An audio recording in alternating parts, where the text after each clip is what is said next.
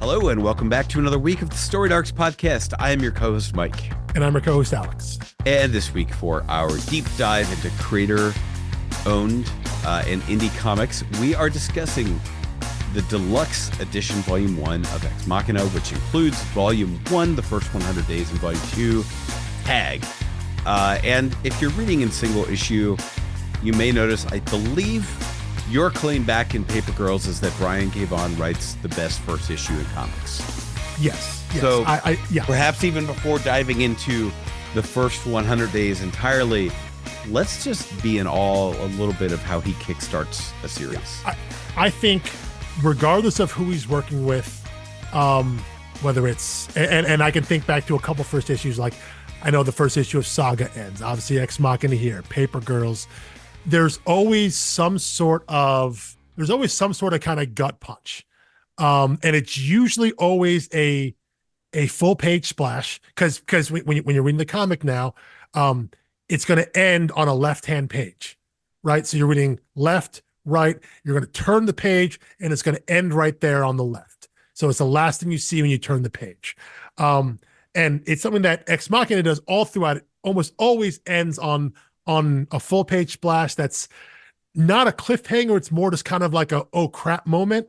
And he does that throughout on his first issues. And they end in a way where I think it forces the reader to just be like, well, I got to keep reading that, because there is something they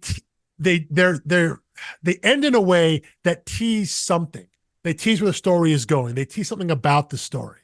And I think no more so than the image that ends issue 1 of Ex Machina, which is One World Trade Center tower still standing, and then the spotlight shooting up for the one that fell, with the idea that, oh, this is our world, and everything we've just read about him being the world's first superhero, him being the great machine, all of this leading into him becoming the mayor in being sworn in 2002, meaning that happened in the direct aftermath of September 11th, 2001, in which he was present and he helped avert in some way. And you end this book now, you end this comic, and everything you thought you were reading before has completely changed. Your understanding and your perception of the world we're in, the character we're dealing with, has all shifted. And going forward, you can't help but think about this. This image and this idea is now always in your head. So as you're going forward and you see the various flashbacks, right? Because the book jumps back and forth to here's what's happening during Mitchell Hundred's first term as mayor. And then we're always jumping back to some time earlier, to his time as the great machine, right?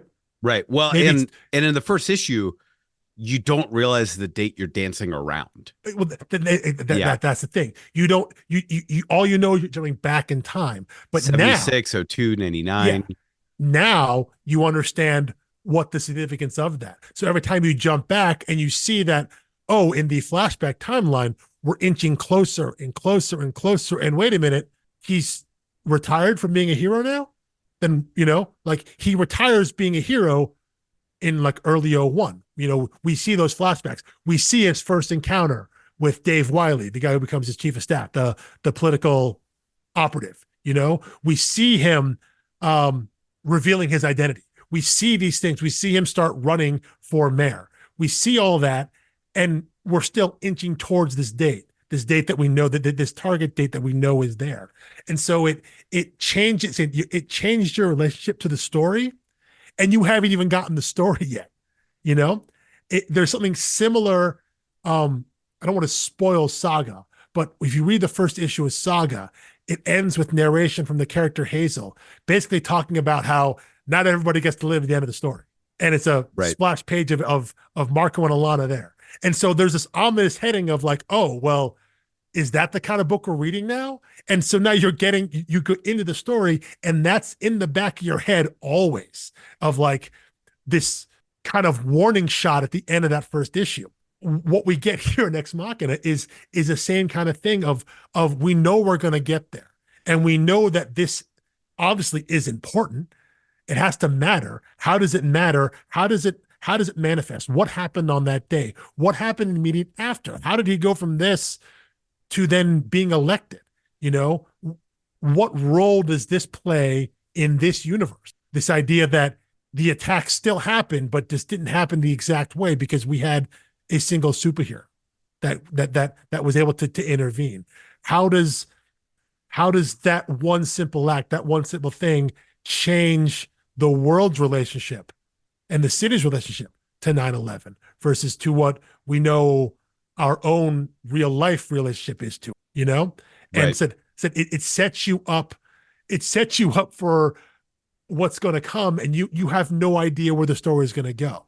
But I get to the end of that first issue and being like, oh, this is the book we're reading now, isn't it? You know, because I had no idea when I first started.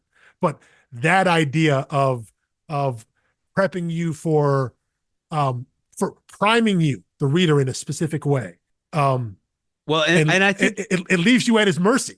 It leaves you at their mercy because they have to know, especially when the book came out, when it first came out in published June 2004.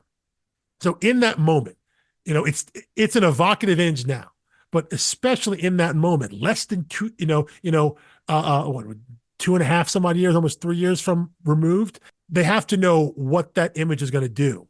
And by setting this comic in this time, in that way, what the reaction could be and might have been. It's all deliberate. They're setting the reader up for to have a certain response. You know, they want to do that to the reader, and they know they can needle the reader and then move them in any direction, because if they've got you here at the end of this first issue, they've got you going forward. right. I mean, and I think we say this phrase a lot too, but I think a lesser writer could have made even more a meal of it. Instead of saying, you know, July 30th, 2001, you could have said, you know, 90 days before day zero or something like that. And instead of saying 2002, it could have been like 180 days after day zero, or, you know, it's like you could have framed it in a little bit more of a cheesy, manipulative way. Instead, you get the sucker punch of like, here, this is just a calendar. It's like, oh, okay, this is just a calendar. And then you see the last page and you're like, oh, it's not just a calendar. The lesser writer makes it about 9/11. Yes. And this book isn't about that. This book is, it's an event that helps shape the character, but you're right. By having the countdown -2 and then plus after, you know, that makes it about the story. That makes it about this. It makes it a 9/11 story versus what Ex Machina is, which is a reaction to 9/11, you know? And that maybe sounds like it's semantics, but you know, it reflects reality. The story is about the response to. It's not about the day that happened. It isn't about building up to him stopping that second plane and saving that second tower. It's about the reaction, everything after that. It's about what happened. It's about what led to him doing that and what comes after the fact. It isn't building commentary on people's reaction to it. I mean, no, that too. Yes. Oh, yeah. Totally fair. Yeah. Totally. Yeah. So I mean, it's like, if you were caught up in this, and I think I said this before we were recording, this came out right around the hype of the propaganda of the 2004 election. Yeah. Which was, Bush versus Kerry.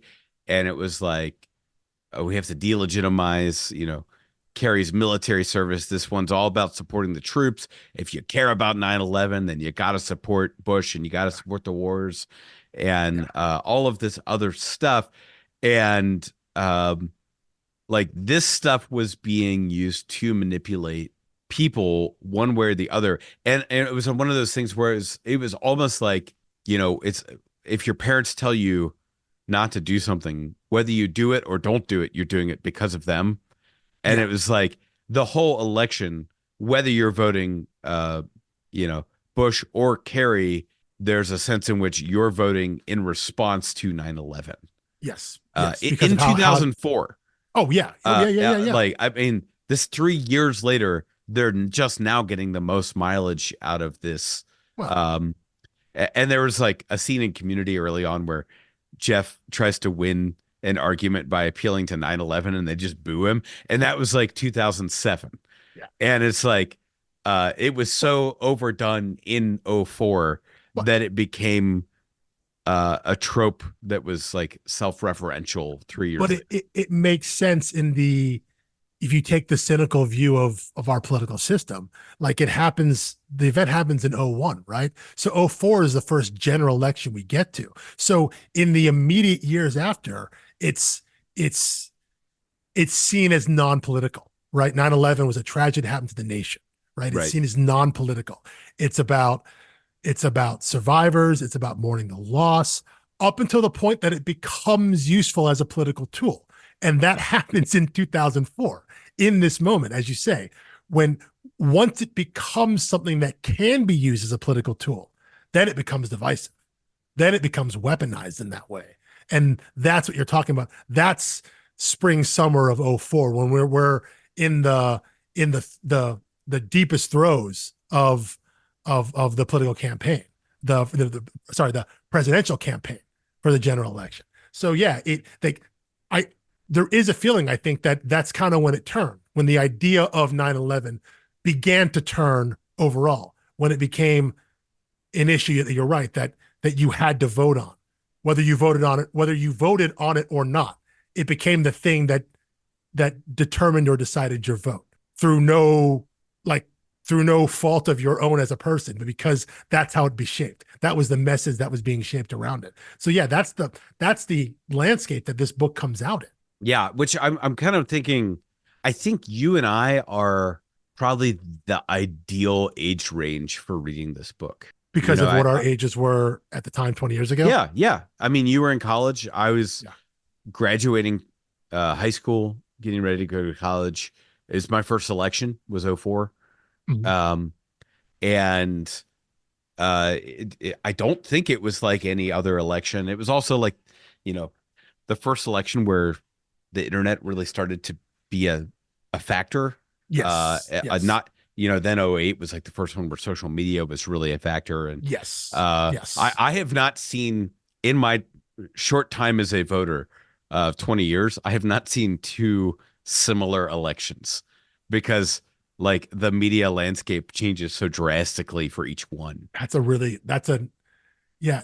Like if you voted in '92 and '96, yeah, it's basically, I mean, it's like different issues, different candidates, yada, yada, yada. But like the way you found news and information was the same in both elections. It's like how they talk about the televised debate in 1960, right? Between Kennedy and Nixon. Right. It's like that happened watershed in 60. moment. Yeah. Now and happens every 4 years. Yeah. And then another thing happened in '64. And then in 60, and that's true. It is progressing in a way now. I hadn't thought about it in that way, that those were your first two elections as a voter for you. I think I've heard Barack Obama talk about that. Like what that's done to voters, specifically my age and younger, mm-hmm. where whoever has the like bleeding edge on what the zeitgeist technology is or information, mm-hmm. whoever is like thinking 18 months out and can manipulate that will be like calling the next election. Like the old mechanisms are no longer relevant, and including the ones that worked last election. Yeah. So it's like, and I think of like the 2020 election, and it was like people were really losing their minds about, misinformation on Facebook and things like mm-hmm. that. It's like, I doubt Facebook misinformation will shape the 2024 just because Facebook has had such decline in that time.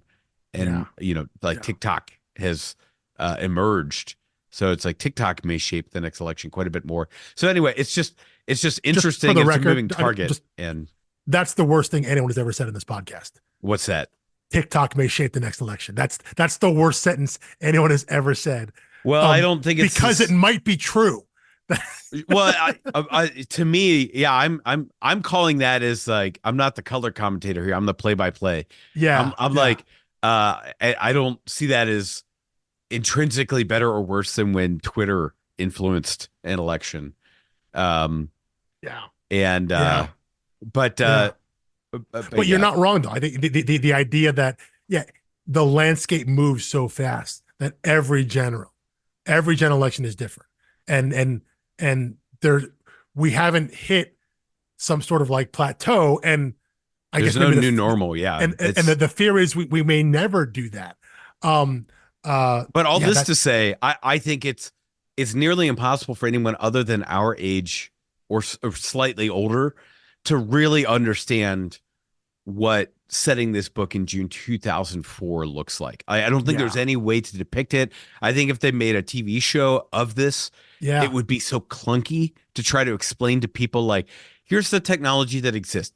There's Palm Pilots and PDAs, there's yeah yeah. beepers, there's like flip So, phones. listen, cell phones exist, but they're not ubiquitous. You Right, know? right. Not Yeah everyone had one. Not yeah everyone like it was still one of those things where it's like I had a cell phone in 2004 and people were like, why yeah do you need that? yeah. And like texting was 10 cents a pop. It's like Oh yeah, it was like yeah. it was like Texting didn't exist. You still called people. The phone was also just a phone in 2004. oh Oh, I could 2004. T9 text people. But yeah, Well, no, and depending on what kind of well, you mean you could text people. You didn't though. Um, did I have a in '04? Yes. '04, '03, I think was the first time I had a camera on my phone.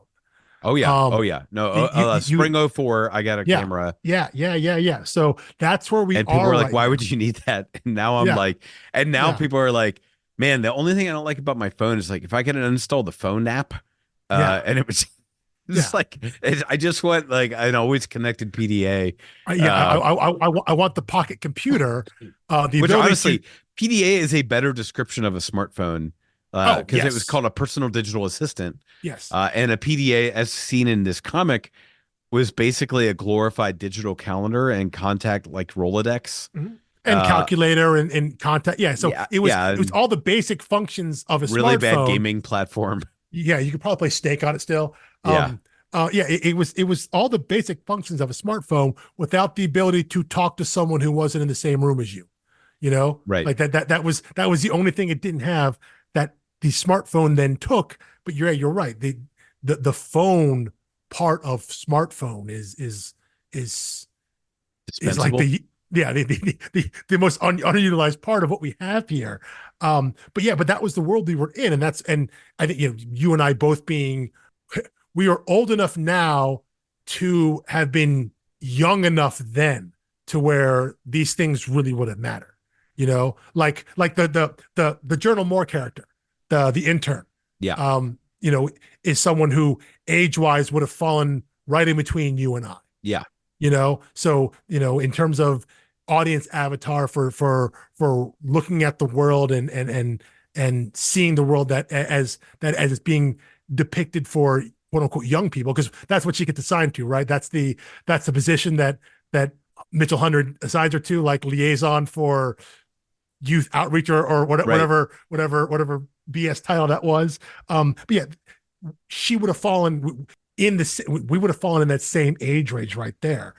So it is like, which I think is an interesting character for BKV and Tony Harris to put into the story, right? To put in a young person, it is like, Well, I mean, like, how old could Brian K. Vaughan have been when this came out? I mean, he Let me hold on. Google. He would have been 27. okay, So yeah, I mean, he's only 10 years older than me, yeah, and not even 10 years older than you. Um, no, so it first of all, that's let me just say it's masterful storytelling in that first issue for a yeah, 27-year-old. I mean, yeah. not for a 27-year-old. It's masterful storytelling, period. You should be in that much more awe when you're like, yeah, this guy's Someone that young, 27. Yeah. yeah, Like, yeah, no wonder he's been such a name in comics ever since. Um, but you know, it also explains to me a lot of the risk taking, a lot of the like uh provocation. yeah, I was gonna say like sacrosanct things with uh, like old people and tradition. There is a lot of Okay, like yeah, okay, yeah. it's like the establishment, and there is that allure of the third party. The mystic independent candidate. I was wondering how we're There's going to some wish breach this fulfillment. topic. Yeah. Yeah, because this idea that, again, you and I obviously very much love The West Wing, and The West Wing is praised. You know, the idea of how do you do a political show, and what the West Wing decided was we're taking a stance on a side, so we're coming down on this side, whether or not everyone here believes with that side, it doesn't matter. It's a fictional show, so we're saying we're going along this lane, and by defining that, you can then define opposition to that, which then a lot of people on the other side enjoy the show as well. But you're right. What we have here is the independent candidate, which means he can be staunchly conservative on some issues, but then wildly liberal on others. Whatever the story depends on what requires him, that he's not burdened by any specific ideology, which allows them to tell any story from any angle they want, because they can pick and choose. Right. Well, that and I do think there's some wish fulfillment, because I think there was a sense in 2004 that no one really loved either candidate. Yeah. Which is also an evergreen theme now, but yes. But for different ways. And so there's always been, especially when I was a young voter, I was like, man, this two-party system is terrible. I wish there was like a great third-party candidate. But this is the early aughts dream candidate of the independent candidate, the third-party candidate in the middle, versus where we are now, right, which is the centrist. The third party candidate is from the extreme. The other option is from the outside. Yeah. Here is very much, you're right. It is very much in that early aughts mindset of we can find the person in the middle. That's which I thought was party candidate interesting. So there's a term in Trade 2 that I had to I didn't look it up. I didn't think I had to look it up, but I had to pause on it for a moment when he meets a log cabin Republican. And I was like, I think that's basically just saying like a libertarian, right? It's like someone who wants the government out of their lives. It doesn't want them to legislate moral things or fiscal things, like just total freedom, err on that side. And that was one of the guys getting married was the quote unquote log cabin Republican. Yes. And I think that actually kind of aligns quite a bit with our independent 100. Yes. Yeah. Which is that he was socially progressive because he was like, we don't need the government rate. And he goes on a rant, which it's in America was a very progressive stance at the time, which is like, well, either the government should give out marriage license to any two consenting adults, or they should just get out of the marriage business altogether. Yes. Which the first time I encountered that idea and found it very appealing was in the writing of C.S. Lewis in like 1943. He was proposing that for Britain. He's like, look, either like the government should just like have its own definition of marriage or just get out of the marriage business altogether. And it was he was coming at it from I think a different angle, but it was like, oh yeah, why are religious institutions and governments fighting over this territory? It's like these are clearly different purposes. And to see 100 do it in such a good way, right before getting shot with an arrow. Yeah, but that had always been the argument for marriage equality. This idea of the legal definition of marriage and the religious definition of, and what the government recognizes versus what your religious institution recognizes, and that those things, well, they actually can exist at cross purposes. They exist together because they you're right, they serve different functions, and right. so well, it's like that. And it was really the religious right making the problem out of it, because it was you're using the same word we use, and that was really the problem. And so 100 saying like, okay, well, they're all civil unions. Then exactly. Well, and so we think about this.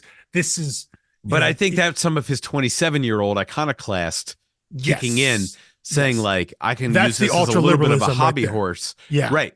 Which now it's like, Of course. Like I don't even know why. I mean, I don't know like that many Republicans in 2024, and I really don't talk politics with people, but I don't know anyone who's opposed to gay marriage in 2024. Like I know that there are probably people out there who are like, let's repeal that or whatever, but it's like in 2004 he was on the cutting edge of this, and now in 2024 it's like, yeah, it's been legalized. It's not, not that big of a deal anymore. Yeah, the opposition to an issue like this is on the fringe versus in 20 years ago when it would have just been more considered that was a really was a taboo topic. You couldn't even talk about it. It wasn't allowed to be a mainstream topic at the time, So yeah, now we're at a point where it does seem, looking back on it now, there's a quaintness to that idealism in this specific Oh yeah. in this specific storyline. There's a quaintness to Mitchell's idealism of like, yeah, we could do it, sure, why not? And then, in the immediate aftermath, one of someone on the staff is like, the state Supreme Court, whatever, will challenge to do all this, blah blah blah, and he's like, yeah, whatever, we'll deal with that, fine. That is that kind of ultra liberalism of like, we made a stance here, and someone's going to fight us on it, but you know what? What's important is we did the act here first, Yes. and like we'll worry about yes, I know there could be consequences, but that's not important right now. It's that kind of idealistic attitude that in this case we see him, and really actually, that also kind of applies, I think, to the whole thing with Abraham Lincoln, the arts thing. It doesn't come through. I was just going to make the same segue.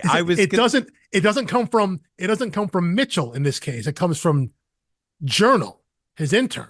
This idea of kind of calling out the artist on kind of her BS, kind of calling her bluff on this relationship or lack thereof with the art establishment, and doing something to be provocative just to make people mad. Like it's felt like the U.S. Poet Laureate, where Toby has to talk to the poet. Oh yeah, with the landmines thing. Yeah, and it's like, look, like I know you're well intentioned, but I think someone is trying to use you to do something that, or this is like a desperate grab on your part. Like there were many. It's not about the message. Comps. It's not about the message. It's about making a message, and and that's empty. Yeah. So there's just like a lot of like, I was kind of cringing at that whole plot line. Oh, it's definitely cringy. Oh, it's hard. Like it was like, I do think this was a conversation in 2004, and I do think it's a conversation that white artists could host and facilitate. And I think as well-meaning advocates, possibly running the risk of white savior complex. Yeah. But like, it's like, well, no one else who is able to get published is able to talk about these things. So I'm going to use my platform to talk about these things. So I was kind of cringing my way through it and was very happy the way it resolved, which was kind of the vigilantism of, but when you think about that in the plot of the series, that has nothing to do with the Great Machine. Nope. That is just a political issue for the mayor in the first 100 days. Yep. And it really sets the tone for like, wow, he went from like stopping trains and terrorist attacks to now his whole life is being governed by this piece of art at a public museum.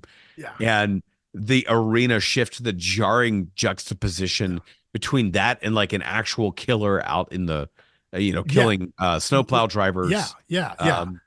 Which is, I think this is some of the genius of this book is, again, this Trojan horse idea that like, it's kind of about a superhero and doing stuff like that. And this weird, like, whatever that weird artifact was that gave him his powers that we saw in the first, like there's some fantastical supernatural element going on here, but the book's not about that. The book's about him just dealing with the everyday crap of trying to run a city, you know, like dealing with kind of And stay in office. Yeah. yeah, and run for re-election and things like that. It is a political book that happens to have these other aspects to it that kind of flavor it. But the main story, the main things that he's dealing with in the current timeline is, yeah, dealing with his aides, dealing with the press, dealing with his opposition, dealing with protesters and things like that. Just the everyday stuff of what it takes to be mayor, to be an elected official.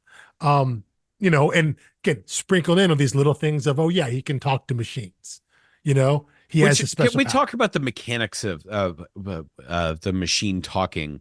Sure. Sure.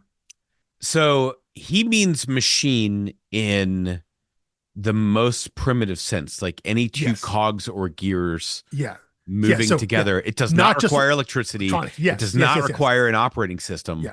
And so he doesn't talk to computers. He's talking to the machine. yes, and as he specifies, he does not control them. He speaks to them. Yes. So it's the idea of like they're imperative commands. yeah. So when he says so simple things, I think it was like if he tells us coffee machine to make coffee, probably not a big deal. He can do that. But maybe the more complex the idea or things like that, yeah, he can't force anything to do that. And I like how we see it in little things like I haven't got a page here now where he speaks to the phone, you know. Yeah, and I mean, when he self-destructs his backpack, that's the best moment. But It's the coolest one. But I'm looking at a mundane thing here where like he's sitting in a meeting with some of his staff, and this is during the whole thing with the art exhibit. But you know, we get once again pay attention to lettering. It's very obvious. Obviously, it's the very bold type, different font, green. The speech bubble is a little more angular and things like that. But you know, he says what? Speakerphone, line 1, beta encryption, and easy on the volume. My head is throbbing. So the idea that there's a mundane specificity to that, where like the speakerphone is maybe a foot and a half from the table, from like he could hit speakerphone and then turn down the volume, right? Like he could do that, but he has this ability to do something as mundane as that, all the way up to like we see him in an assassination attempt. Like he can tell a gun to jam. He can tell his rocket pack to explode, or in the way he says, kill yourself, you know, which is, that's got all kinds of level meaning there, you know. But as we find out, he can't stop a bow and arrow. So there's some simple machines like that doesn't count as a machine, I guess, even in the most primitive sense, as you were saying. Well, yeah, and I thought so my only retcon thing is, and I meant to check the timestamps of that, so that bow and arrow attempt was in 01 or in 02. No, that is when he's in office. That's when he's in office. Yeah. But so is the gun attempt in the first issue. Yes. And I was like, hopefully that arrow one is after that. It is, yes. Okay, yeah. I was gonna say because so we see him once jam someone shows yes, like, oh, you can actually hit him with an arrow, no one should be running up to him with a gun anymore. Yes, yeah. The gun should be off limits here. But yeah, so the timestamps are in that way. The first assassination attempt is someone with the gun, and he's able to jam that. That's a machine he can talk to. After that, now we're on bow and arrow, which again is just like apparently you can just walk down the street with a bow and arrow in New York. Like, there's no big deal about that. A New Yorker of 04, yeah. Well, I mean, even in the Hawkeye show, on the MCU show, like both Kate and Clint are just carrying a longbow and a quiver of arrows, and like it's New York, I guess, you know, whatever. Right. Yeah. Well, that and when she thought someone was cosplaying as him. And he was like, that's Katniss Everdeen. Yeah. But so you can, you know, so we see that there is some, I mean, especially early on in this book, there is a little they don't get too specific on what he can and can't control, right? Because if he can control, I think you leave yourself room as a writer, right? Yeah. Because if he can do simple machines, and he's talking about like does that mean he can control doors? Like, is a hinge a machine? I guess it's not, right? That way, you know. But there are, but Well, then wouldn't the best flex be if you get in the back of your car and you don't have a driver and you're Yeah. just commanding the car from the back seat? Yeah. Like Yeah. that seems like the ultimate flex. That's Which he like, could probably do. Would probably take a little concentration, but yeah, it is left open, especially early on. It's left. I think actually it's left ambiguous because I don't think you're meant to spend too much time on it. It's not meant to be. no, and I didn't Yeah, because yeah. It's not about what he can. It's not about his power. It's not about what he can and can't control. Because again, he is no longer the superhero. That is something in his past, and so the focus is meant to be what he's trying to do now as mayor. But there is that little aspect of like, he can't turn this bit off him off. You know. right. Well, yeah, and I feel like the only like great restraint on their part, but like the tagline for the TV show had this come out in 2005 or something, would have been like, the only machine he can't control is the political machine. Tell me Oh, I'm that's so wrong. bad. No, no, I Tell can't. me I I'm can't. wrong. I can't. I can't. But I also think that kind of is the thing. Like he intentionally has chosen to go into a Yeah, field where his superpower does nothing because it's for all him. about dealing with people. Nothing. Right. Yeah, It's like, yeah, it's like when Tony Stark becomes Secretary of Defense or something. It's like, yeah, yeah. but even then it's like his money, his Yeah. operating systems and stuff like, But it's still the idea of making a conscious choice away from from what he had been doing to something that you're right. His power is negated. It is not there. He can't control people. He has to learn to talk to people and deal with that and find that it's not the same as talking to machines. right. Which I mean, doesn't go great for him. Yeah. When Yeah. he's manipulates people in personal relationships, Yeah. gets them to sidestep their journalism career to be a Yeah. beard for him. It's like, Yeah. that's really rough. I mean, Uh, also like in that second issue there or early on there when he meets with someone who's trying to blackmail him, right? yes. And Oh yeah. and he's like, was that a pacemaker? You know? Yeah. And you're just like, oh, right. So that there are these levels of things that he can do where you're like, yeah, your pacemaker, like be ashamed that misfired, like, wouldn't it? Like be too bad. Like, who would know? Who would know? That happens all the time, Right. Which, I was like, that felt a little Magneto to me. Yeah, yeah, Well, and he denies making a threat. He was just yeah, like yeah, pointing out, like, you really don't want to come at me. yeah. Like, If your life depends on a machine, I'm maybe send someone else next time. That sort of thing. But it shows that side of him, but it also shows what that power can do and how in specific cases, yeah, his two worlds can meld right there. It's like showing the dirty side of politics, but it just it has an extra layer on it because he has this ability. So there's the depths at which a politician will or will not go. Like what that line is for him may be a little different because he has this experience as the great machine, but he also just has this power, So it's just like a different shade or a different level of what any other politician would face, right. Yeah, because what's the response from the stereotypical response to being blackmailed is, well, they have dirt on me, I find dirt on you, right? That's what it is. Well, for him, it's like, well, you have dirt on me, I can stop your heart, Right. and it's just Although I'm unclear about like the range and distance, it does seem like they have to be within basically shouting distance. Yes, I do believe his power is proximity based.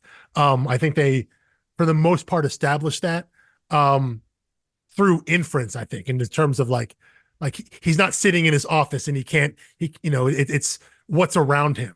Like when he's at home and he reaches for his gun because it's in the wall next to him. Things like that. The shooter, the assassin, would-be assassin, was standing right in front of him. What, 10, 20 feet away. So yeah, it's definitely proximity based. Yeah. I feel like so we hit like the two major political issues that he's dealing with. Mhm. And we've got like we got to talk about his team a little bit here. Sure. Yeah.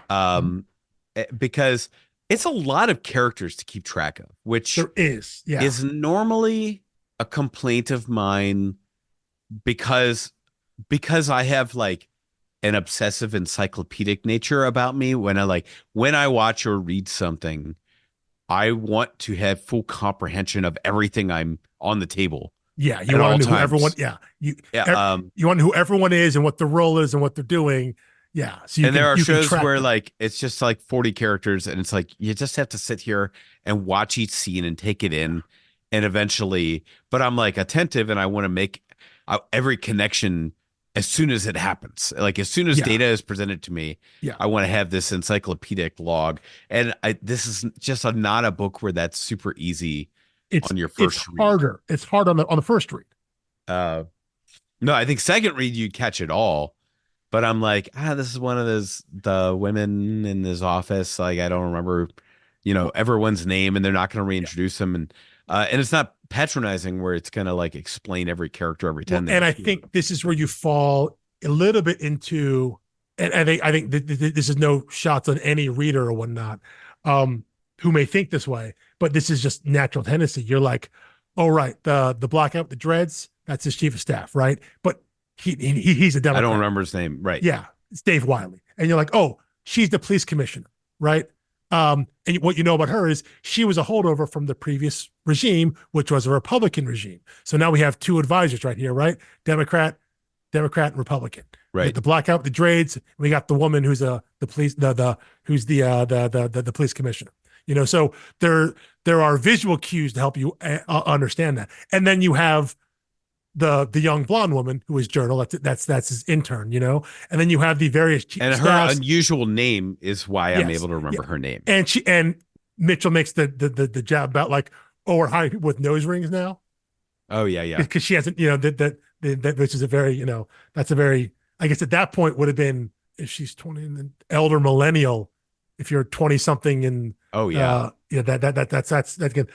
a little more my age group there. But there are visual indicators, and then you have Bradbury, his one of his old friends who knew him back in the when he was the Great Machine. He's the bald guy, he's the security guy, right? And then you have Kremlin, who is the old Russian guy.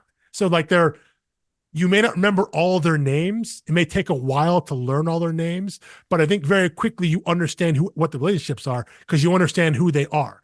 You may not remember Dave Wiley's name, but you know that guy is his chief of staff, his political advisor. He's the guy he went to help get elected. He's the guy he talks to, his kind of, his chief political guy. So you recognize who the characters are, even if you may have a hard time with some of the names. Because even like the police commissioner, Angiotti or Angiotti, how do you pronounce it? I don't really know. But I don't know. But when I see her, I know exactly who she is. I can read past the name and I know what she is, what her characterization is, what her attitude is, things like that. The name maybe goes over my head. I missed that part of it because I think there's enough. They show you enough with the characters to help separate them. But yeah, if you're someone who feels the need, like I have to know who this person is. I have to be aware every time they show up. I have to know what they wanted last time and have a sense of what they're going to want this time in the story. That can be tough when a book like this because there's no ease of entry here. They drop that was right in. It was my false start. I mean, I tried reading Saga years before I binged it, and the first issue so long, goes to so many worlds, introduces so many species and characters and people that I was just like, you don't understand the relationship between any different races. Yeah. And it was not until the Binge Mode podcast came out, and they did. I don't know if any editor for Image ever said this, but they were just like, "It's Interstellar, Romeo and Juliet," and I was like, "Oh, but it's like Romeo and Juliet where they don't die immediately." It's like what would Romeo and Juliet's lives have been like? But instead of a Middle English setting or something, it's space. And I was great. It's space Civil War. Yeah. And I was like, that works for me. That Like, see, that's like the little editor thing that by the way, are you reading Man's Best right now? Hmm. Oh yeah. There's a letter in the back from Pornsack of the first issue where he gives like it's this plus this Yeah. as his thing, and I was like, my goodness, he is a master of that. Like Well, he just has that editor brain, and he can like simplify things. Like the fact that he had to come up with the tagline sales pitch for like Day Tripper. well, it is the thing though. Like I think we talked about when we discussed Die, right? Kieran Gillen kind of dismissively called it goth Jumanji, and it's very reductive, but it's also entirely accurate, you know. And Right. all those pitch lines are like that. Like when we talk about Saga, you're like, yeah, it's Interstellar, you know, Romeo and Juliet. That is wildly reductive, but it's also exactly what it is. And so you're like, you you don't want to sell people on that because it's so much more than that, but that's also exactly how you sell them to someone. You know, it's that kind of line. And Yeah, and what I would say is like this is uh Tony Stark in The Wire. You know, this it, is it, it, a superhero it, trying to get into politics. it it's it's it's what if Tony Stark were it's what if Tony Stark were Carcetti, specifically Carcetti, you know, specifically the mayor, you know, what if he were running for mayor? That is what it is. And it's hard. This one is a harder sell, I think, because because the A storyline is always political. The A story is always what's happening, what's he got to deal with as mayor. Right. I mean, and there are like little people who get like stunt celebrity things becomes the mayor in The Yeah. Wire. Yeah. It's just like if their stunt celebrity thing had been being a superhero. Yeah. Um, Yeah. Yeah. so it's Yeah. like Yeah. that's the only piece of Tony Stark you really need. Well, and if he was, Is and he had been the only superhero, you know, right. and again, it's always tinged by he was the only superhero and he was there on 9/11. Again, that real Right. world sprinkle of the way that it affects the story, every part of it. That part of it is always present in that it's not just being a superhero. It's not just, again, the Tony Stark of it all is superhero that's maybe save the world from aliens or killer robots or blah blah blah.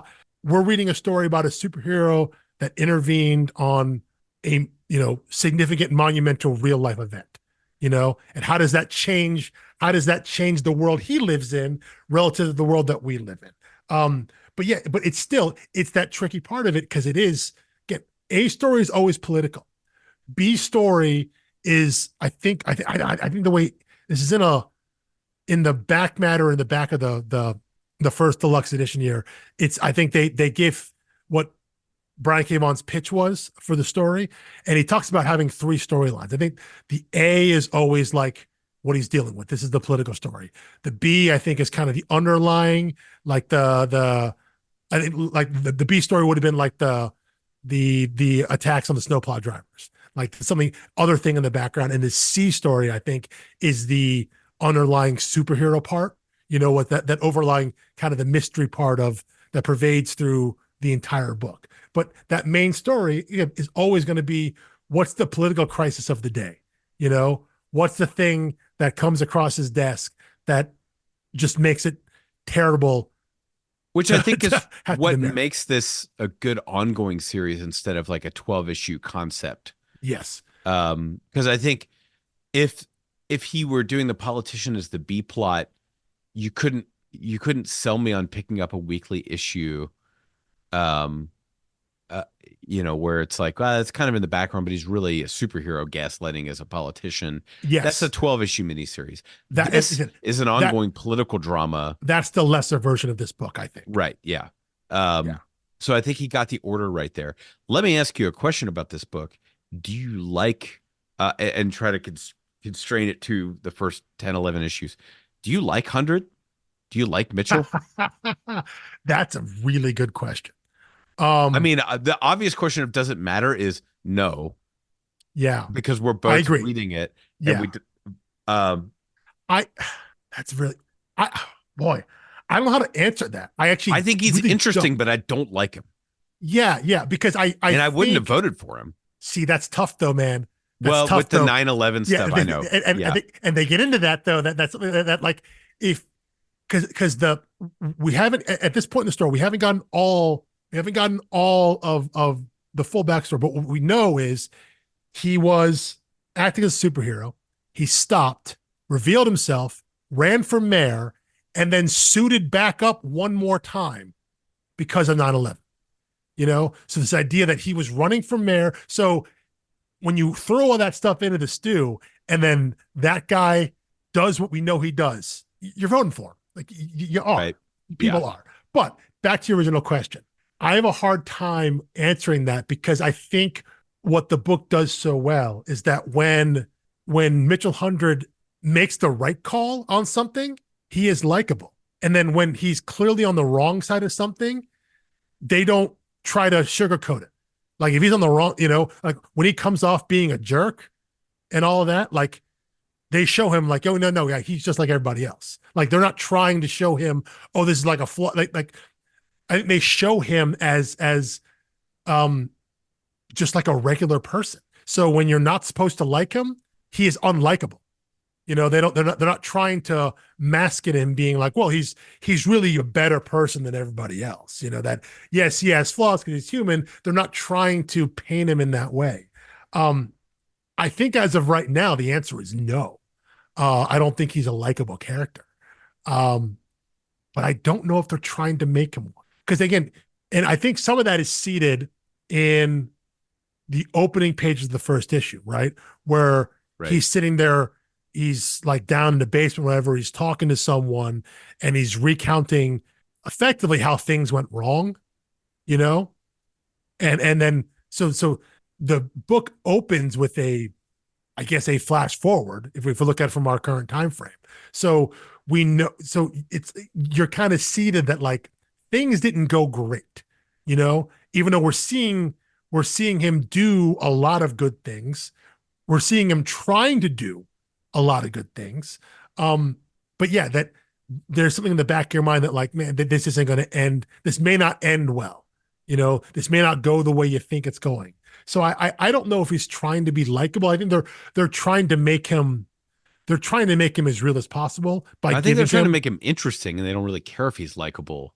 Yeah, And I think yeah, that, yeah. That's I mean, good. that's Yeah, certainly been my read on it. Is I'm like, no, I watch him, but I don't think I would want to hang out with him. yeah, yeah. Well, I think I'll I grab think a beer with him since he's a politician. yeah, yeah. Like that, we'll use that framework. I I think wouldn't want to grab a beer with him. the example you mentioned earlier about him going out with the reporter, and regardless of whether or not he is actually interested in her, the optics of it, the timing of it, and him being aware of the timing of it and still doing it anyway, with the idea of him coming out and marrying Dave's brother and his partner, like the idea of how that all looks in the political sphere and him still doing it anyway just Yeah. shows that, yeah, like that's a jerk move, it's a politician move, it's a political move, but like a quote unquote good person doesn't do that, and they have him do that because you're right, that makes him interesting, but doesn't make him likable. That doesn't endear him to anybody. No, it doesn't make him. It doesn't make him likable. I'm like, if you take that and you add that to, kind of the craven, cynical political rationalization, both with the painting and with the marriage issue. I don't love that. I love my West Wing politicians, which are Yeah. fiction. Yeah. Like purely fiction, to be that idealistic and make every decision for the right reasons all the Mhm. time. There's You know, also the little bit on school vouchers too, right? About private school yes, and school vouchers. yeah, Yeah, there's a bit in there that's kind of like a C or D list kind of, but it's there. It's flowing through, it's part of the conversation as well. yeah, yeah. So I'm like, yeah, I don't like him, but the goal was to get a character that I would read for 50 issues, and they absolutely did that. I think this is where they've threaded, at least initially, they've threaded that independent line, where like Right. we'll put him progressive on some side, conservative on the other. They've done that enough. They've gone back and forth here. Where you're right. They're keeping him interesting, and still keeping him in the middle as that centrist, as that lofty idealist, independent, someone who can Well, span I both think sides. in the political climate of '04, and Yes, I think comic readers are a healthy mix of liberal and conservative. And I think had they picked a side for him, certain a large sum of people would have said like, "Well, I'm not going to read a book about a Republican yes, politician or Democrat politician." yeah. There's So I think a he bit threaded of that needle too. Michael Jordan's Republicans buy shoes too kind of thing. Yeah, right. Yeah, Exactly. Yeah. yeah. So no, yeah, and so yeah. Obviously, I'm not chastising for that choice. I think they made a smart choice there, but the execution of it here, I think, is working. That, Yes. like, if you're going to make that choice and say we have the independent third party candidate that's a centrist candidate, that one that's in the middle, that can span, that can reach across to either side of the aisle depending on what the issue is. I think so far they've threaded that needle here in terms of the way he's been presented and dealing with these initial kind of political problems and issues that have come across his desk as mayor. They've handled that well so far. And that's not the easiest thing. There are a lot of landmines there. I think there's a lot of ways that could go wrong, and maybe because they've made him a centrist, they can be like, well, we can go this way on one way, because maybe that's what the creators think. They can just align. They can pick and choose whichever way they feel, and not feel like they have to always side on one side or the other, and thus create a divide. Yeah. Yeah. I think that's well said. And again, when you're leading with the politics of the day, story beats. Yeah. You have to thread that needle very carefully. And it's so funny to say that Brian K. Vaughan is threading a needle carefully while being flippant and offensive and picking provocative issues all the time. But that's actually the needle he threads, is that he can try to include the widest audience possible while offending them the most he thinks he can get away with, while still having them as readers. Yeah, yes, I think he's trying to bring in those readers by offending all the readers. Right. Like, he's not going after one. He's trying to make everybody mad, and to bring everyone together, and kind of shine a light back on all of that. Yeah, it's an interesting tactic there. But I think I think one thing that readers and we should look at going forward is something that I mentioned kind of briefly last week in the Zero, in that again, the book spans in current time from 02 to 05, but the publication is from 04 to 2010. So the longer the book goes, the further the creators are from the time frame in which it's being set in. So I think it's an interesting thing to maybe kind of track and keep an eye on in terms of what kinds of current event topics are being brought into the story, and and when they're brought in. Like, again, the stuff in this first volumes were the first stuff that were written in probably 01, 02, 03, right as the stuff is happening. Then as we get into like volumes 4 and 5, maybe into the 30s and 40s of the run, when the book is taking place and now in like 04, 05-ish, but it's being written probably like 2008, 2009, something like that. The further we are from, the further the creators are from those current events and those topics and those ideas, how that may or may not be reflected back in the story. So it's just something to keep an eye on in terms of which topics, which hot button items, which kind of things come across Mitchell's desk. What are the kind of things he has to deal with from a political standpoint that, have changed over the years? Because again, by the time the world that exists, the country that exists in the last couple of years of this book are radically different than what they were when they started. Yes. You think about the last couple of years of this book's publication, 2008, 2009, 2010. radically different than '04, '05, '06, '07. Than what came before. Some things happened. Some things happened in the country that are that we had to deal with. So seeing how those kind of things may or may not be reflected, seeing how those political events and what the commentary is on those, looking back as the book is being published in its time frame, I think it's something to keep an eye on, something to track. Yeah, for sure. Well, yes. So I kept looking up as I was reading, which it shouldn't have been that hard because I looked up, like when did this issue come out? Like I just finished issue 7. What's it say on here? And and like the first one, it says like August '04 because the way the dates work on comic covers. Don't look at the actual printed. Yeah, you can go on to some comic database. You'll find the actual release date. It's so confusing. Like it makes that you is, can look up why and you understand, but it's but in the history of comic publishing, you're right. Never made any sense. Because it's consistently like 2 or 3 months. It's dumb. You're always buying books from the future. Yes. And you always have been. From the beginning of comic publishing. But yeah, if you want to know the actual publication date, go to any sort of comic database. They have the real street date. So before we wrap on issue 11, I suppose we should talk about the resolution of that first B arc, which was the killer. Yeah. Or at least the artifact, really. We need to talk about the artifact because the artifact, first of all, calling it an artifact suggests magic to me. And there is something magical about it. However, with the name Ex Machina and given his ability and the fact that the icon for the series is a gear, I'm inclined to believe this is nothing, it might be alien, but it's not supernatural magic type machinations. This is something that works in the natural order, of this world. But I think all those things are in play at this point. Yeah, it could be magic, it could be alien, whatever it is. You're not supposed to have the answers there.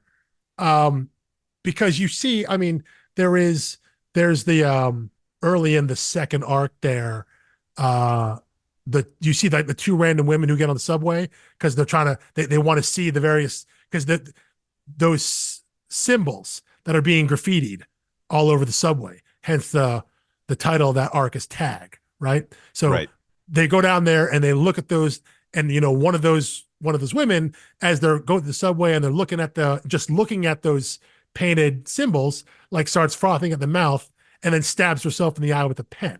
So there's something happening there. There's some supernatural, allegedly, thing, and we see that this is the thing that this is what remains of whatever it is that gave Mitchell his powers, right? That there was an explosion at some level, and this shard is what remains. We saw that it was with his NSA handler. Was it NSA or CIA? Was it? It's NSA. Yeah, remember? He wanted CIA, and they were like, CIA can't look into citizens. So it's FBI or NSA, and I think it was NSA. I think it was, but he had that shard, and obviously it drove his wife crazy, so there's something, and we saw in that little interaction there, right, between her and Mitchell, when she's speaking in, I guess we'll call it the machine language, right, when the text is green, when she's speaking in that, some of the word that she is saying about what he's quote unquote meant to be, what he was supposed to do, and things of that. So you get this sense that there appears to be something greater, like whether that's supernatural and magical, whether that's alien, whatever it is, there's a tie to something there. But I think it's meant to be ambiguous. I think you're meant to read it like you're saying, like it could be any number of these things here. And maybe you side on one way or the other. I think your deduction makes sense. This idea of Ex Machina, the great machine, the gear. Of course, that could just be Mitchell, right. It could be Mitchell's his understanding, his belief of it. Yeah. Right. But then when you get to the end of the second arc and you see what you have to assume is whatever the force behind that logo, his powers, everything else has inhabited a person Yeah. and is trying to deliver a message to him about what he ought to have done with his powers or what he should be doing, or it's cryptic and it's mysterious. And what I find interesting is that he does not seem shocked by it, as if perhaps he was given this information and chose not to act on it, or made a different decision, or maybe he just is a politician. He takes everything in stride, Or keeps he was everything close to the expecting it, vest, maybe. or he's expecting it. Yeah, Right. yeah. You're right. So a very interesting action and reaction there. And then, his buddy trying to get the gang back together, was really Yeah. the end of the first arc. And that's kind of what I mentioned, like the C story, right? This underlying story of there's the political machinations that everything has to deal with, and then we're seeing these flashbacks, and then this idea that Kremlin feels it was a mistake that Mitchell stopped being the Great Machine, right? And so it's like he's actively trying to undermine his political career because he wants him to resume the superhero career. Right.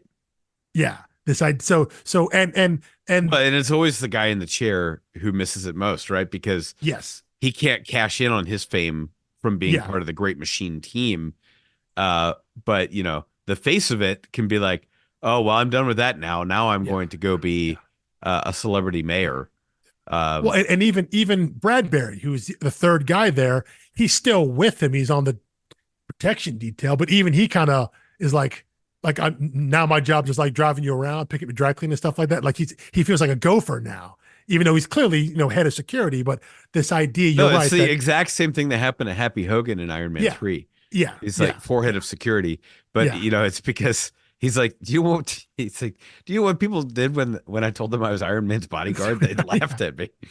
Exactly. It's this idea, but of course, this is a situation where Iron Man has given up his suit, right? Because Mitchell is no longer the Great Machine, but he still has the power, and we even see that in that first assassination attempt, right?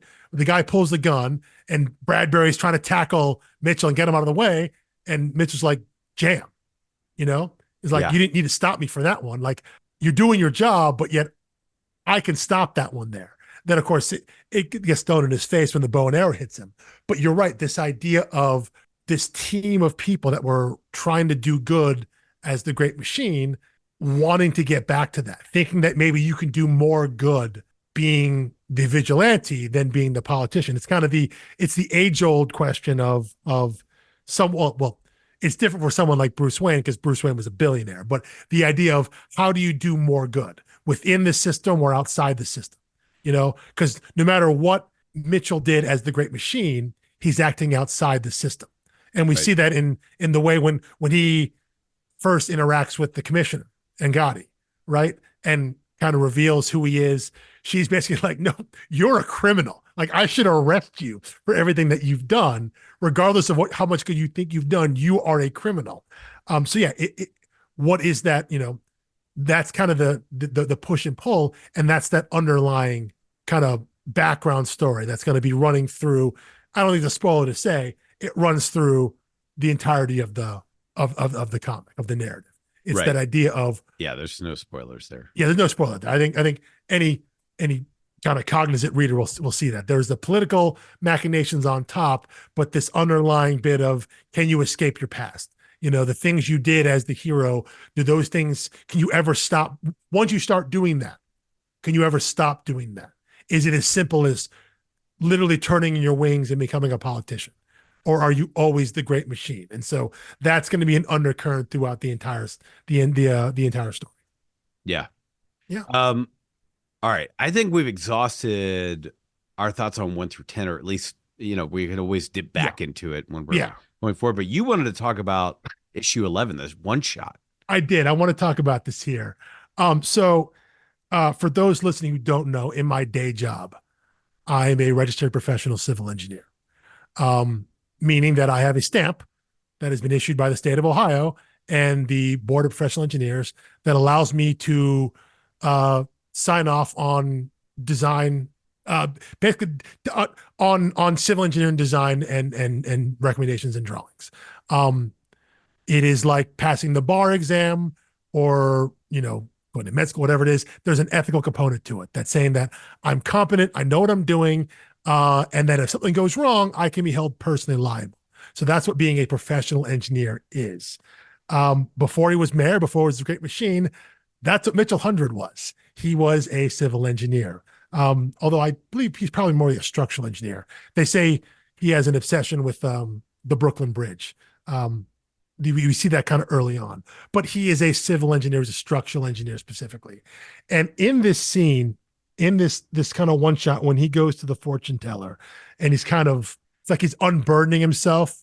There's a bit of survivor's guilt there or whatnot.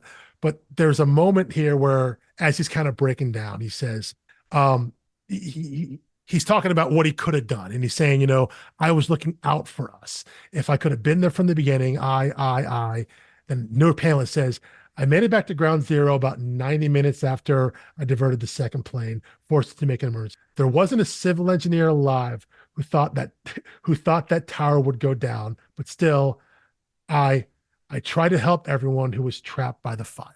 And this is where I got to call out Brian K. Vaughan here, because that is, like, I think patently false. I was a student at this point. I was in college. And the morning of September 11th, the first class I had was kind of a core curriculum class. It was the property and behavior of materials. It was an entire class about like things like wood and steel and concrete and glass and polymers and plastic, and how all these things, how you use them, how you build them, how they react to different things, like extreme cold and extreme heat, like fire. So I went to a class that was about how structures built of steel and concrete and all that react under different circumstances. And we actually had a substitute professor that day, because the teacher for that class was at a conference. A lot of the class had an earlier class and did not know about the attacks on 9/11. So like the majority of the class were coming from another class who hadn't seen the news. And the professor actually relayed the news to the class who wasn't aware. And we talked briefly about it. And one thing I remember him saying was, like, anyone who was trapped above the impact zone, because at this point the towers hadn't fallen yet. Anyone trapped above the impact zone, he said straight up, like, they were stuck. Like, if you can't get below where the impact zone was, there was no getting out, because those towers were going to fall, because everything eventually fails. And so I read this text there and think, like, maybe this is one case where, like, didn't speak to an engineer, because at some point, like, those towers were always going to fall. And that's an inevitability about those attacks on that day. And that's not to say that they were failures. I think that's an important thing to understand. I think the implication I get, and maybe this is unfair, this probably is unfair to the comic. The implication I get here is the idea that the towers falling, collapsing after impact, was some sort of failure, that was something that shouldn't have happened. And I think what's hard for people who don't understand or aren't civils or don't understanding is that was always going to happen. And that failure in that way, the buildings collapsing the way they did, were actually an exact design success. And I know that sounds terrible, but those towers were built to withstand impact of certain planes. All towers are. They're built to withstand impact. And I know someone could say, well, they didn't withstand the impact, they fell. And my response would be, well, what if those towers fell immediately after being hit? How many survivors are there? What happens if those planes hit the towers and they immediately collapse? We don't have World Trade Center survivors. Everyone dies. Right. The success in the design and the construction is the fact that those towers stood for 45 minutes, an hour, and that people below the impact floors were able to get out. So this idea that there is guilt over, I didn't stop the plane and that tower shouldn't have fallen. Unfortunately, it was always going to, because the amount of damage, the way that those towers, the specific way those towers were constructed, combined with the explosion and the fire, it was an inevitability, which is why, I believe the South Tower fell first, but but was hit second, it fell first because that plane hit at a lower floor, meaning that there was more weight, there was more potential energy above the impact zone, above the failure point, meaning there was more stress above it. So the idea that any civil engineer would look at that and be like, no, that's never going to fall, it's going to stand, is just like patently false. And so for anyone reading that, I want to get that across to people that like, no, like no one thought that. Like I was told in school by professors that this is going to happen. This was inevitable. And I understand, but I understand the idea that seeing structures fail or structures fall and collapse under massive duress is seen as failure. But unfortunately, I think it was more an emotionally cathartic thing for him to say. I hope it is for the character, but again, the way I read it is that him seeing that like I didn't stop this plane, but it was going to be okay because that tower wasn't going to fall, and the idea that it did is something that is the failure.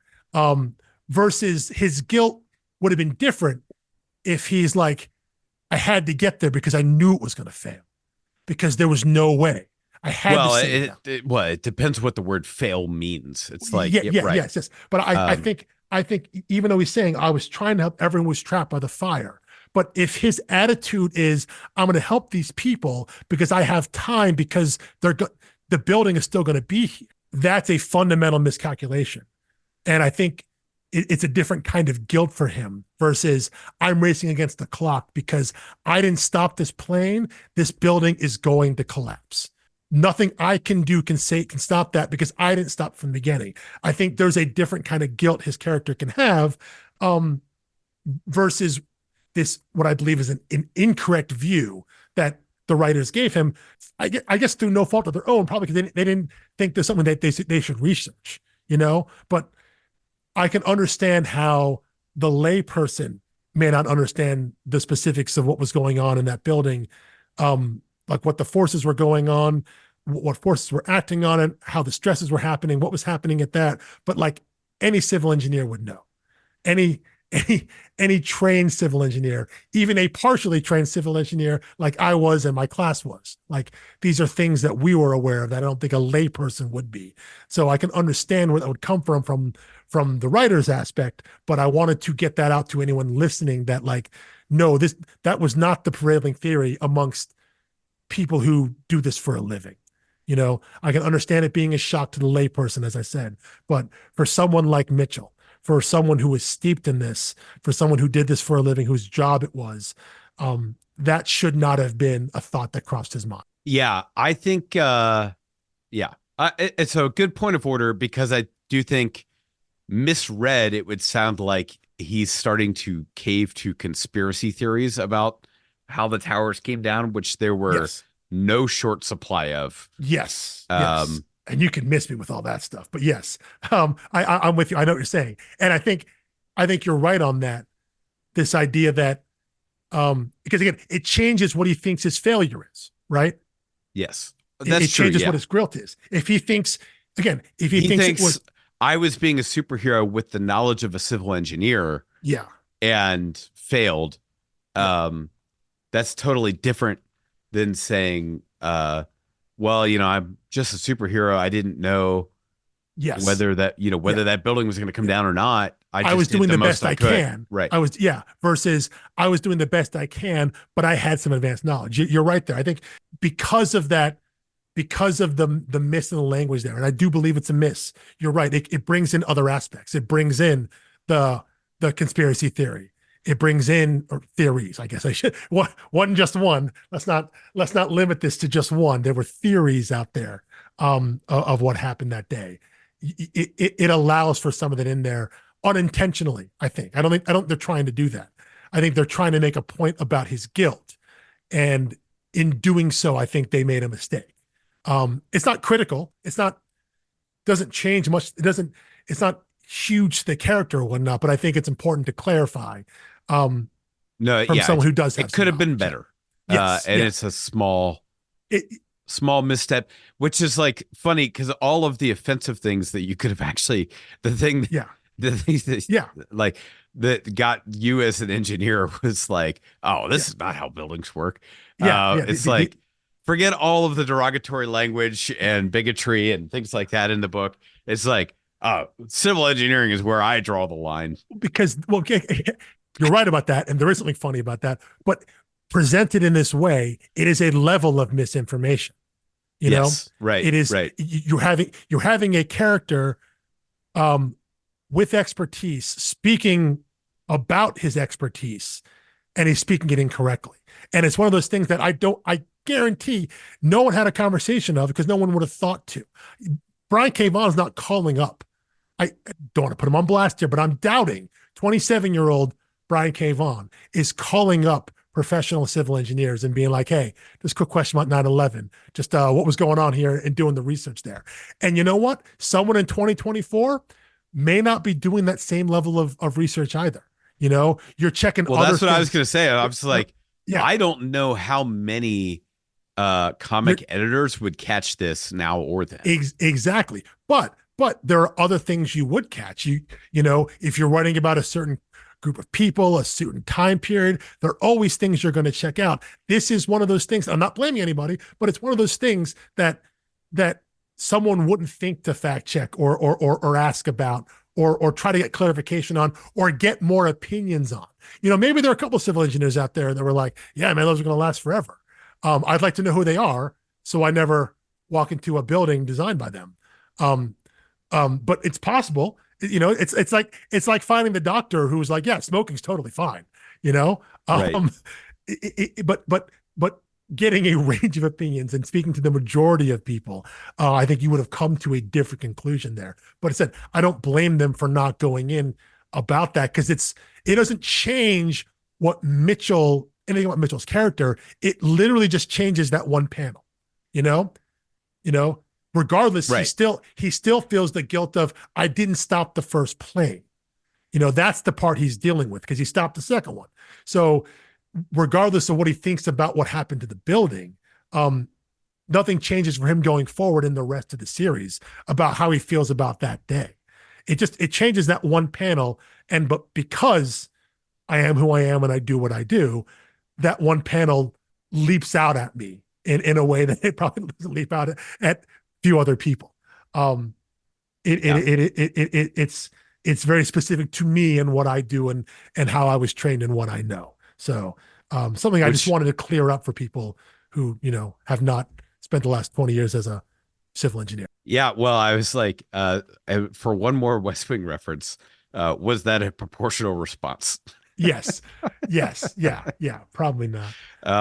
No, I find it fascinating because, like, I didn't even clock that line. And that's the thing. It is a line that the vast majority of people would just read and get through, because that's not the point of what he's trying to say. You know, it isn't Right. the point. It's because even if he changes it and says, I knew the building was coming down, I just tried to help as many people as I could tap with the fire. It's the same. You get to the same point. So it is effectively a throwaway line. But it's a throwaway line that's also, I believe, factually incorrect. So, you know, I feel the need in this moment to defend my profession. Now that I have some sort of platform to do so, I'd like to defend what I can against what I think is a bit of factual incorrectness. So thank you. I mean, it's off my soapbox now. Yeah, I get it though. There are so many times when I watch TV shows or anything that has to do with my profession or any number of expertise or even hobby level interest where I have a small aneurysm and I'm like, there's no reason to ruin this for everyone watching with me right now. Like, they don't deserve the punishment I'm about to dole out. But yes. Okay. So yes. But see, it's much more common for other areas. If you work in IT, or if you're a lab scientist or something like, you know, it is much more common for other professions. I don't get this chance very often. All right. There aren't That's a whole true. lot of civil engineers. There aren't like a lot of TV writers taking their best shot at civil engineering. You know what? As you just said that, I flashed on a memory from a few years back. There was an article a story written up in Civil Engineer, which is the official magazine of ASCE, American Society of Civil Engineers, the professional organization I belong to, and it was basically asking the question of like when will civil engineers get their moment in Hollywood? Um, Yeah. and and I remember it now because it referenced the announcement that Oscar Isaac was going to play Mitchell Hundred. It came around that and talking about how lawyers and doctors and all, they're always featured in Hollywood, but like engineers, civils are definitely not. And it was referenced to the news that Oscar Isaac had been attached to this story to make this comic because this character happens to be a civil engineer. And that's really it. There aren't any more after that. There aren't any others after that. You could maybe, in some ways, you could make an argument that MacGyver has civil engineering aspects to him, but he's not a civil engineer by trade. But yeah, I really can't think of any others that would be of prominence. The list is very short, so the opportunity for me to wax on about it are limited to this book. So thank you for indulging me on that one. Yeah. Well, I mean, as someone who considers themselves a generalist, I love picking up little niche things that I can be snobby about, and consider this added to a long, long list. But this is one of my first forays into civil engineering. So it's nice to be the worst person at every cocktail party and be able to. You know what? I take no offense to that because for many years, in the immediate years after, like the years this Ex Machina takes place, I was the guy who had to be like, I'm sorry, what'd you hear about the 9/11? Be like, Yeah. oh, no. And have to feel like I correct them. Because like I read FEMA's entire report on like that was published in Civil Engineering Magazine. Like I read all of that. I still own all of that. So yeah, no, I was the guy who had to be like, no, that's a load of crap. That's BS, and here's why. I was the one who called people out on what they thought they know because they read something on the internet. And you're right. It was a choice to be that person because I felt in this case, truth and facts were above all else. This is one case where I felt I had the facts on my side. I had the knowledge base on my side. So yeah, I was the worst person at times At a cocktail party. At a cocktail party, yeah. Yeah. So, yeah. But if you go back and look at YouTube videos with conspiracy theories from 2004, 5, 6, and 7, maybe you'll see young Alex's comments trying to correct all of the floodgate of misinformation. No, this was all in-person stuff. I wasn't wading into. I see. Okay. I wasn't. Good. Yeah. Good. Because there was a level boundary. Because there was a level of you have said this, and I know you have no way to back it up. So I'm going to shame you by forcing you to admit out loud that you don't know what you're talking about. Like, oh, you think this was a controlled demolition? Well, explain to me face to face what your experience is with controlled demolition. How many buildings have you seen come down? How many buildings have you seen gone up? What's your experience with construction? Do you know the design of the World Trade Center towers? Like, do you know what made them different? You don't? That's interesting because I do. I learned about it in school. What'd you study in school? Philosophy. Interesting. So tell me how that. Hey, now. I bust up. I'm like, you could have picked anything. I'm like the free shots are no one gets to qualm if you take shots at communications, psychology, criminal justice, maybe general studies. I was saying English and philosophy, like English. My two favorites. Yeah, I know. Yeah. Although I will say, philosophers argue without any need to reference fact. Yes. We can build a case with facts, but ours are conceptual premises that are untethered to which makes it difficult for someone who has a degree in engineering, who is not just based not in restrained science. by facts. Yeah. It not just engineering.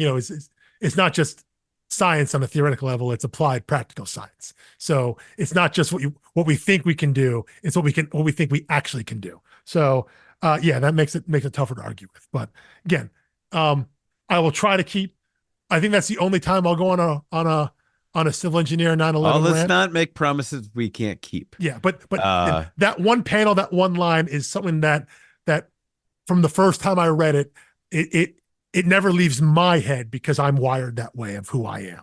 So it's something that always jumps out that I've always wanted to address in some form, and this has given me at least a chance to get it off my chest.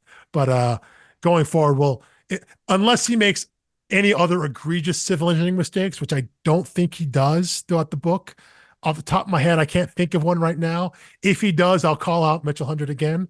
But I don't think he does, because at this point he's moving into the political realm.